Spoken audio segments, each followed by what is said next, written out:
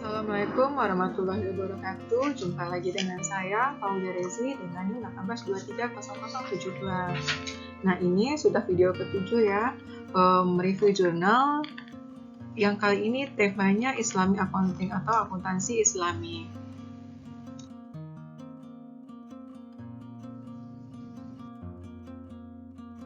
Ini dia jurnal yang akan saya review kali ini dengan judul Perumusan Konsep Entitas Akuntansi Islam. Jurnal ini dari karangan Jaka Isdiarta dari Fakultas Ekonomi Universitas Diponegoro. Nah, ini dia 5 poin pembahasan sama dengan poin-poin sebelumnya. Ada pembahasan teori, kasus yang dibahas, objek penelitian, teknik analisis data, dan hasil penelitian. Yang pertama, pembahasan teori. Di sini, entitas bisnis itu merupakan suatu konsep fundamental dalam pengembangan laporan keuangan. Definisi elemen laporan keuangan, hubungan antar elemen laporan keuangan, hubungan antara perusahaan dan para pemilik dikembangkan berdasarkan konsep entitas bisnis tersebut. Akuntansi konvensional juga dikembangkan berdasarkan lingkungan dari budaya kapitalistik. Pemilik perusahaan merupakan pusat dari perusahaan. Di sisi lain, kebudayaan Islam berbeda dengan kebudayaan kapitalistik, yang mana dalam dunia bisnis Islam, masyarakat merupakan pusat dari bisnis itu sendiri. Bisnis adalah untuk masyarakat dan pemilik tidak boleh menjadi pusat dari bisnis.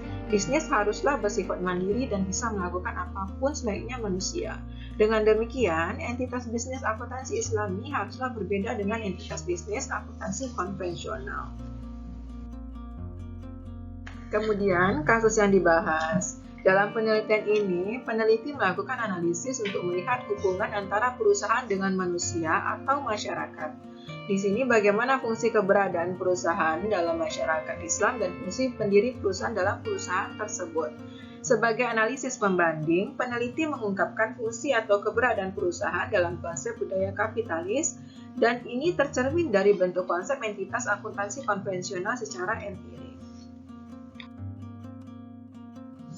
Selanjutnya, objek penelitian. Nah, dalam jurnal ini yang menjadi objek penelitian bagi penulis adalah bentuk entitas akuntansi yang sesuai dengan nilai-nilai Islam. Kemudian, teknik analisis data. Dalam penelitian ini menggunakan teknik deduktif hermeneutik, yaitu suatu penelitian yang menggunakan pendekatan alur berpikir deduksi dan melakukan analisis atas pernyataan ayat-ayat dari Al-Quran yang berkaitan dengan hubungan atau keberadaan perusahaan dalam masyarakat Islam.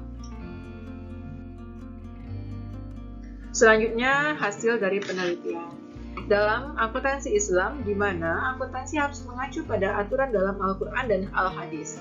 Dari kedua sumber pokok aturan agama tersebut akan mengatur bentuk-bentuk hubungan antara Allah dengan manusia, manusia dengan manusia, dan manusia dengan makhluk lainnya. Kemudian bentuk-bentuk hubungan itu akan menjadi dasar utama untuk merumuskan posisi perusahaan terhadap manusia dan masyarakat Islam.